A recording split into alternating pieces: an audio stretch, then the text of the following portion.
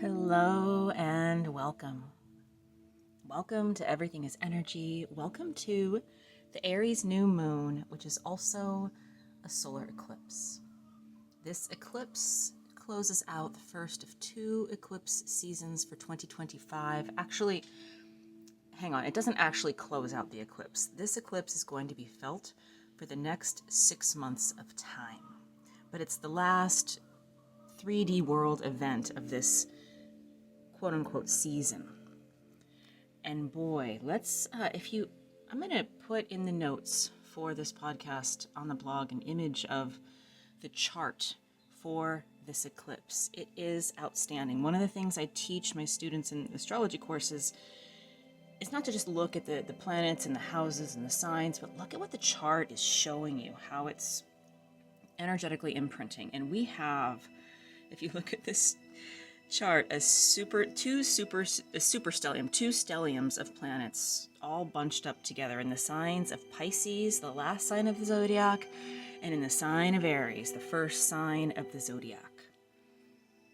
And while it is the case that the North Node is in the sign of Pisces, the eclipse axis has actually shifted into an axis that includes Pisces, Virgo.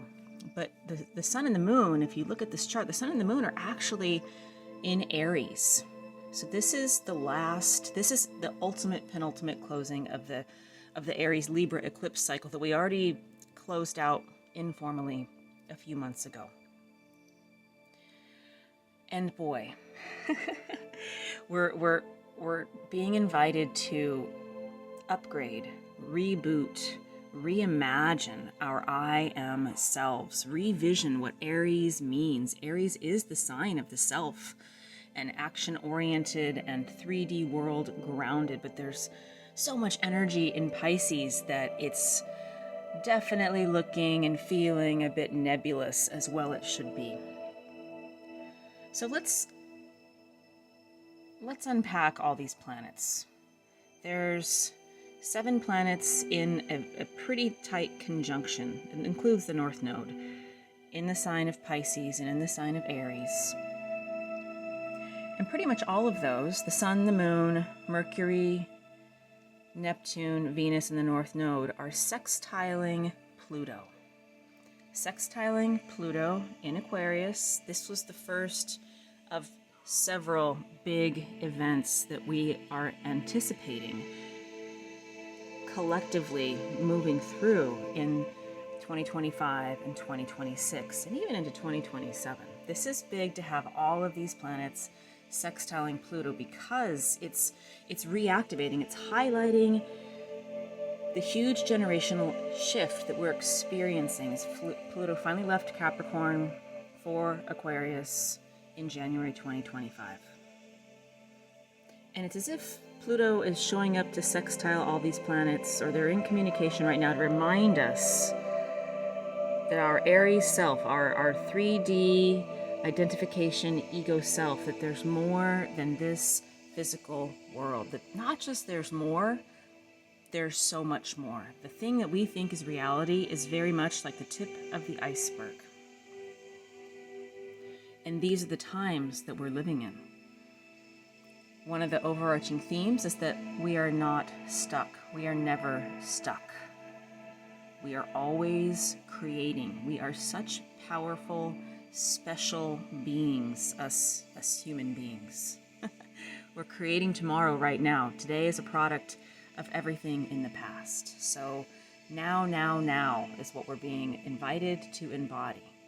And now, with this eclipse, I sense that we're going to be feeling around about this eclipse time and for the 6 months after, motivated to be the change. So we have a stellium of planets in Aries, as I mentioned. We have Mercury, the Sun, the Moon, Priapus, Chiron, and Eris are all in Aries. And Mercury, the Sun, and the Moon in Aries are sextiling Pluto in Aquarius together with Neptune, Venus, the North Node, and Saturn in Pisces. So this is in a nutshell, symbolizing that this is the type of transformation that Pluto is ushering in here. Pluto is the planet of death and rebirth. Pluto is the planet of transformation. Pluto is the planet of karmic realignment, the god of the underworld, who tends to the soul after they've left the body, making sure that everything is cosmically in alignment. Pluto is reminding us that this transformation we're going through is for all. This transformation is a collective transformation. So it's also very curious to have the sun and the moon and Mercury in this tight conjunction in the sign of Aries, in the I am, personal 3D self-identification. So we're having this harmonious invitation to be very much who we are, very much our light, our voice, our soul imprint, our consciousness is needed, but also to upgrade and move beyond the ego. And this type of upgrade is probably going to feel like courage, ambition, drive to align both our inner and our outer worlds, and to have 100% authenticity in all of our communications, our verbal communication, our actions, our vibes. We're sending out a signal every moment of every day, even if we're sitting still as if nothing's happening. Something is happening. And the other planets in this conjunction that are sextiling Pluto are in the sign of Pisces. Neptune, which rules Pisces, Venus, the North Node, and Saturn. And Pisces is the last sign of the zodiac, as I mentioned in a previous broadcast. If we're really working with Pisces energy, we're culminating, we're culling, looking back over the last solar cycle of time, over the last cycle of our lives, over larger cycles of time. We're looking for wisdom. And we're going to be invited to sense that there is ancient wisdom, this kind of soul wisdom to be discovered, to actually, I would offer, to be rediscovered here, now, during this eclipse, in the next 6 months after,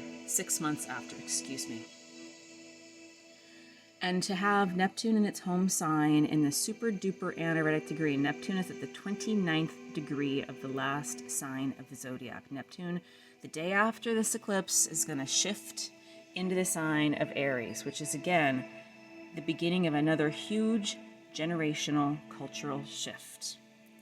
Neptune and Pluto and Uranus, as well as Jupiter and Saturn, they're all changing signs in the times to come. And as I've mentioned, this type of shift is unprecedented.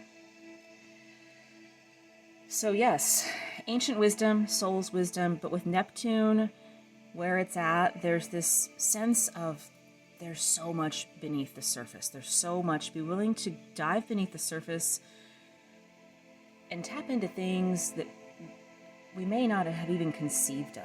Neptune is a sign of magnetism. It's a sign of illusion and delusion. It's a sign of spirituality and imagination and intuition. All of that to see through the illusion and delusion. And with conjunct Venus, to have compassion, to seek balance, to seek justice, by, in true Neptunian fashion, dissolving illusory boundaries. What kind of illusory boundaries are we looking at? The boundaries between self and other, between self and all that is. And to have Saturn and the North Node in this conjunction speaks to the karmic nature of where we're headed. And we can take comfort in that if we've been seeking truth, seeking to harmonize ourselves, seeking to offer truth, seeking our authenticity, seeking to be the change. That if we likely look back over the last 6 months of time, we can probably pull out several to many, many, many occurrences that seemed to magically, synchronistically happen. This eclipse is reminding us that those aren't just coincidences, that the universe is in divine working order. And we're being invited to shift again, to raise ourselves up, to be in these bodies, to be on this planet, but to have new understandings and ideas of who we are and why we're here. And let's also get to another major aspect that's happening in this chart is we have the planets that are in the sign of Pisces, as I mentioned, Neptune, Venus, the North Node, and Saturn. Those are all trining Mars. Mars is still in Cancer. Mars is in its downfall and its shadow side in the sign of Cancer. And that is, as I mentioned, if Mars is in its uplifted side, it's courage and action, and its downfall, it's anger and impulsivity and war and fighting for ego's sake.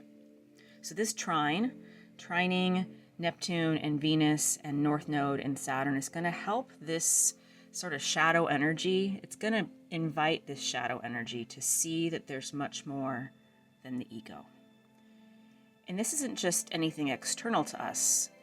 Everything external that we see is a reflection of something within ourselves. So this is also about our own internal versions of fighting for our ego, or where or why we might be impulsive.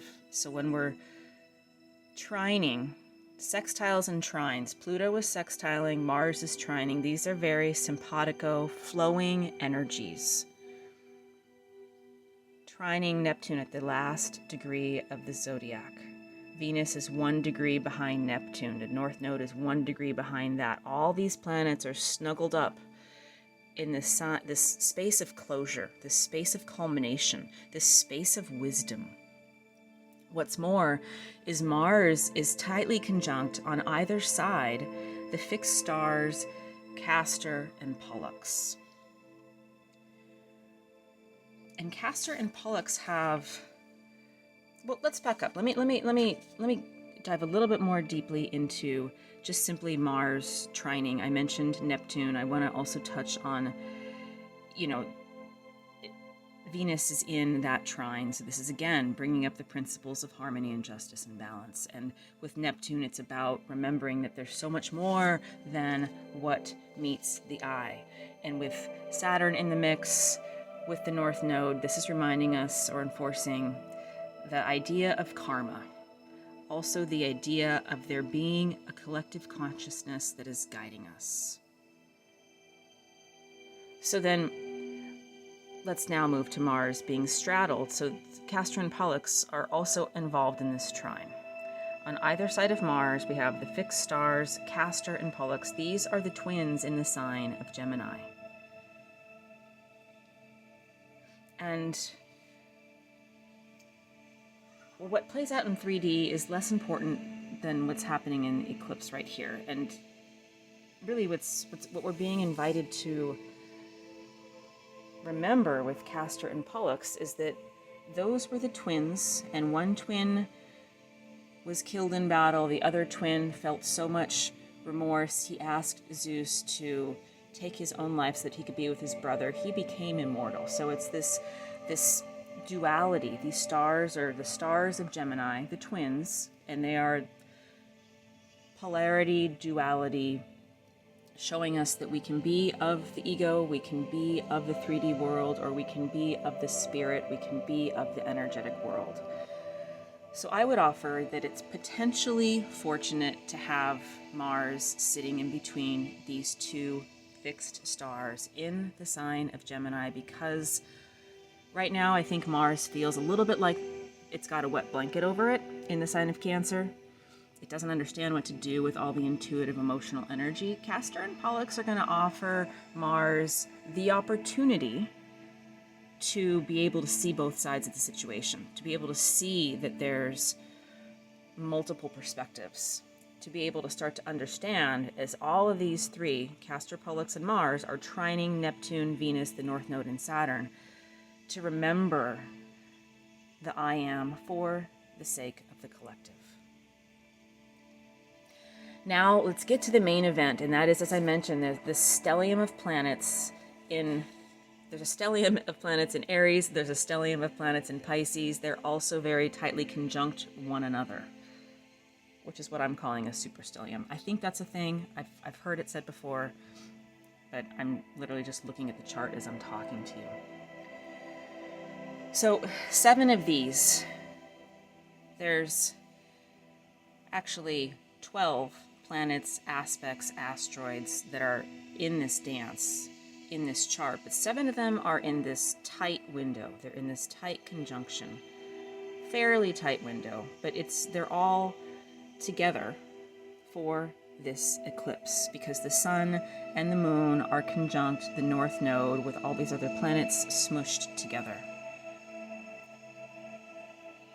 And I want to focus on Mercury, Neptune, Venus, and Saturn, along with the sun and the moon, because we really get to see what do all these planets mean when there's a conjunction, especially when there's a conjunction to an eclipse. And we can take a note here that this is a solar eclipse. So the solar eclipse happens during a new moon when the sun and the moon are always conjunct. And a solar eclipse happens when that lunation is really close to one of the nodes. Here we have the conjunction with the north node. And solar eclipses are generally times to plant seeds. They're new beginnings, they're powerful shifts, they energize us, they fill us with fresh energy. And now a north node solar eclipse is even more of that. It's a time that's known as a powerful initiation. New beginnings, bold action, and a north node solar eclipse with the moon and the sun in the sign of Aries puts like 1,000 exclamation points on that idea of bold action. But,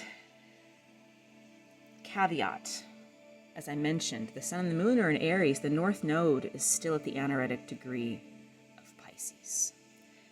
So this means that it's bold action, but it's bold action with the north node, the collective future, in the anaretic degree of Pisces, reminding us of our soul's purpose, reminding us of all the wisdom that we've culminated over all the lifetimes, if we choose to think of ourselves that way. And so this seeding time, this activation, this initiation is inviting us to remember that it's time to step into the new. It's time to step into the unknown, and to do so with courage. And what's even more interesting and powerful here is that we have the sun, the moon, and Mercury in Aries, conjunct Neptune, Venus, North Node, and Saturn, as I mentioned, at the final degree of Pisces. So there's still a ton of energy in Pisces, and there's still a ton of energy in Aries.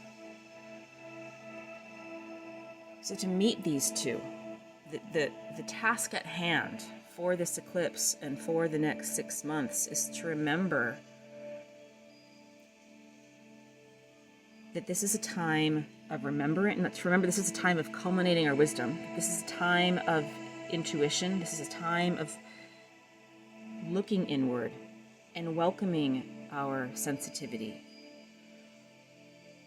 But also remembering and welcoming the wisdom from all of the other signs, from all of the other things that we've experienced. So I'm sure there's a couple different interpretations out there of what this energetically means to have all this energy in Aries and in Pisces.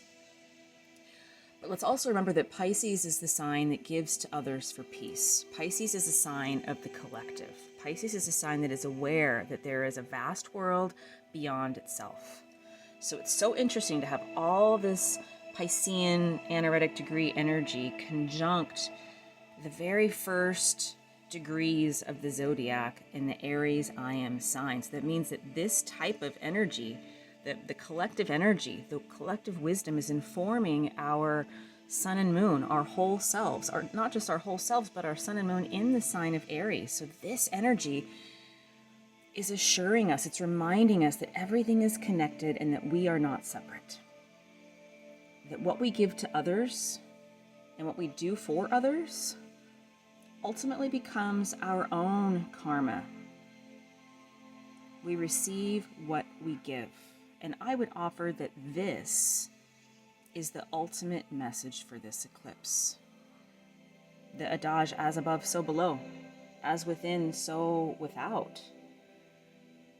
We karmically receive or reap the benefits of what we give to the world.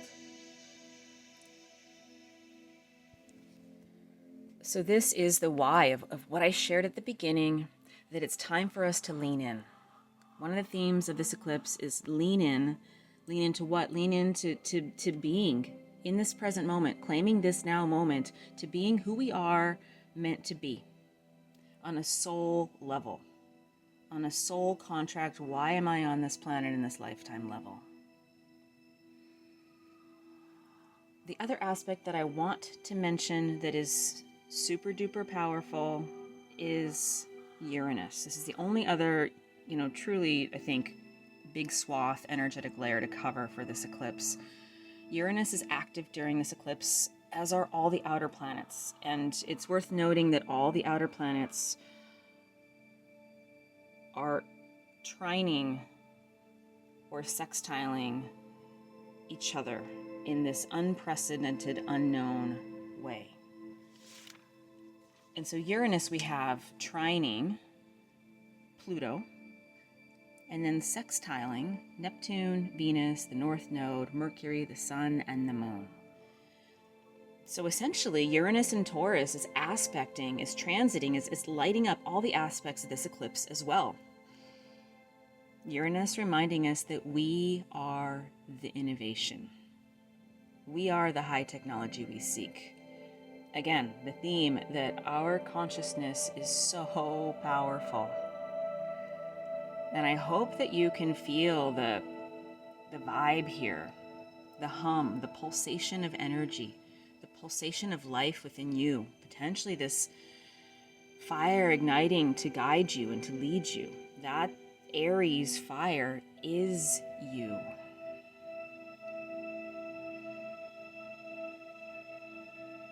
And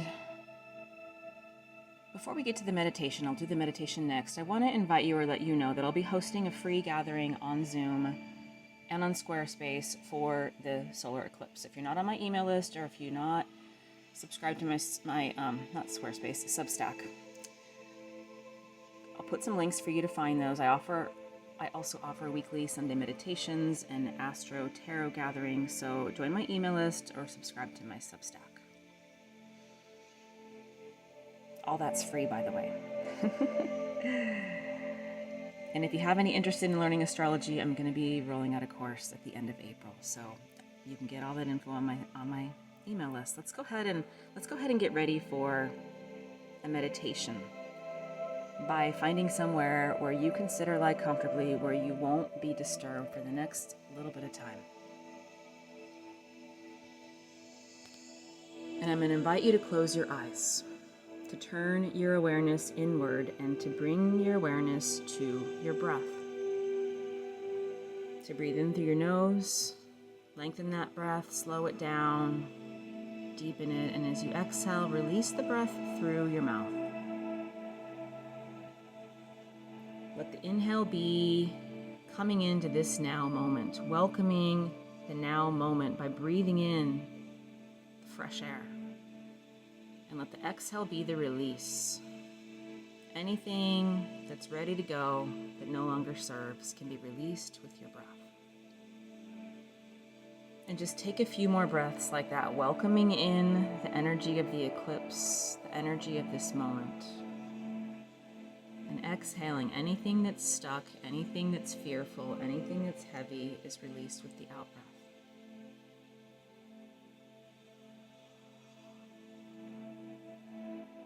And I invite you, as you close your eyes, to take a journey with me outside.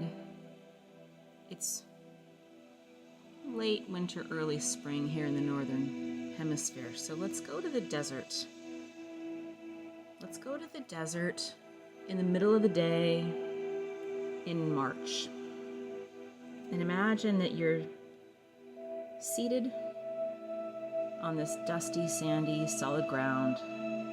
You look around and you can see cactuses, scrub, maybe even beautiful mountainous structures off in the distance. The ground beneath you is dry, the air around you is crisp and cool, and the sun above you is beaming down light and energy.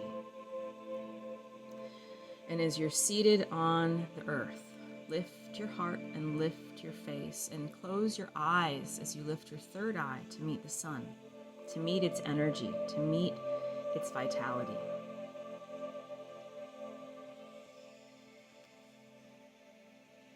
And as you breathe in now, welcome in the energy of the sun into your heart, into your third eye. And as you breathe out, send energetic roots down through the base of your spine, down into the soil.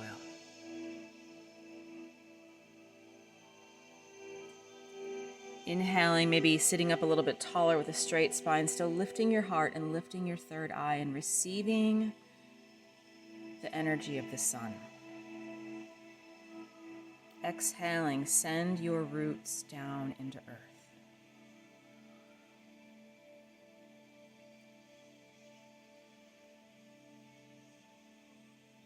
And as your eyes are closed, you can still, through your closed eyelids, see that the sun is shining brightly. And as we're in this time of a solar eclipse, you can imagine that and experience what happens is the moon comes to the new moon, place herself in front of the sun, and the sky goes dark.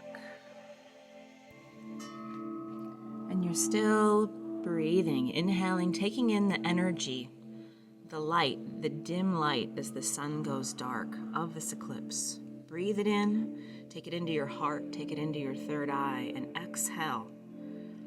Send your roots down into earth.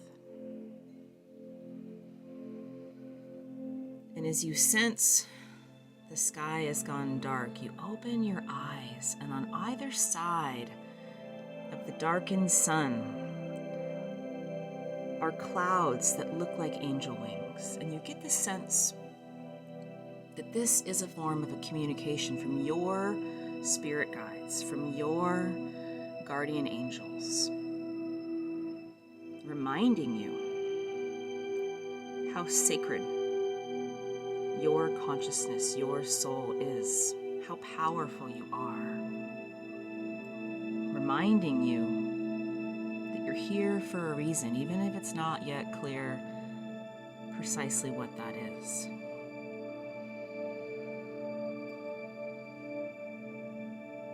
And now receive the downloads from this eclipse, from your guardian angels.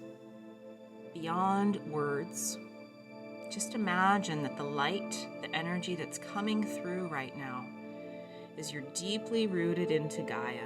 Open heart, open third eye, receiving, receiving, receiving. Precisely the downloads that are here for you at this time and space on our planet. And receive this understanding that you are at the right place at the right time, and that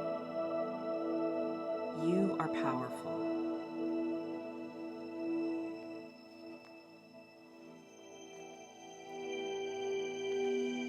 And you're not just powerful, you are an agent of healing and change. Beyond physical activity, your vibration is informing the future. So take a nice deep breath in now and breathe that in. Receive it into every cell of your body, every aspect of your physical being. And as you exhale, now send the breath out through your mouth, and anything that is not that is released. Spend a few more times here, breathing in this knowing that you are the change. Breathing out any fear, any feelings of unworthiness or separation. Breathe in as the sky is dark, this deep knowing that during times of transformation, during times of change and uncertainty, more than ever before, our consciousness is informing the future.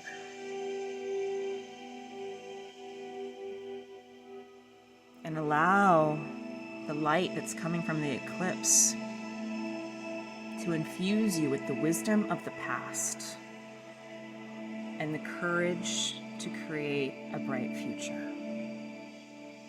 The courage to be an agent of service and change.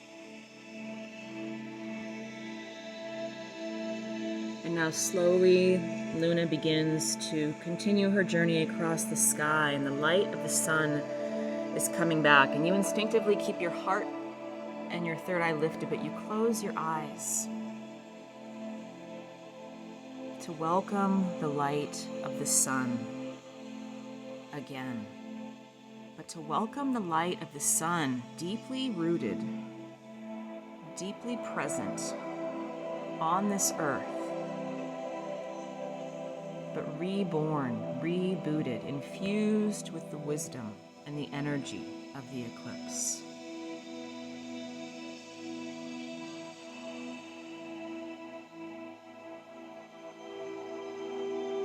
And as the light of the sun comes fully back into daylight, you open your eyes and loosely look up towards the sun, and you can see that those angel wings of clouds are still shouldering either side of the sun, as if your guardian angel is still present, reminding you of your sacredness, of your power, and of your wisdom. And also reminding you that you are never stuck. There are energies and agents of change that are here to support you, that are above and beyond this physical world. And once again, knowing that those angel wings are on either side of the sun, take this energy into your heart. Take this wisdom, take this knowing of limitless support, limitless protection, limitless courage to be the change, to be the transformation, to be the light and the love and the healing on our planet at this time.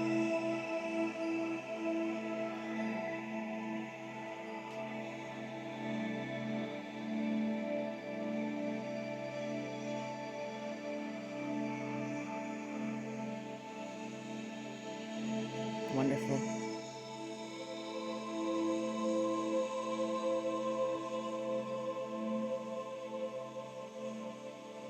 May you plant the seeds of your soul's purpose during this eclipse season. Whether or not there's a physical thing that your mind is attached to, just know that whatever's happening, there's a bigger picture and that you are a very important part of the collective. I'm grateful for you. I'm grateful for the thousands and thousands of people in the hundreds and hundreds of countries that are seeding this change and weaving this web of light. And know that whatever time you find this podcast, whether it's on the 29th of March exactly, whether it's before or after, that this energy is encapsulated. And if you happen to want to join for a live gathering on the 29th, check out the notes for this show, join my email list, follow me on Substack, and I will be offering some live gatherings. Have a blessed full moon, have a blessed eclipse, and know that we are the change that we seek. Bright blessings, so much love.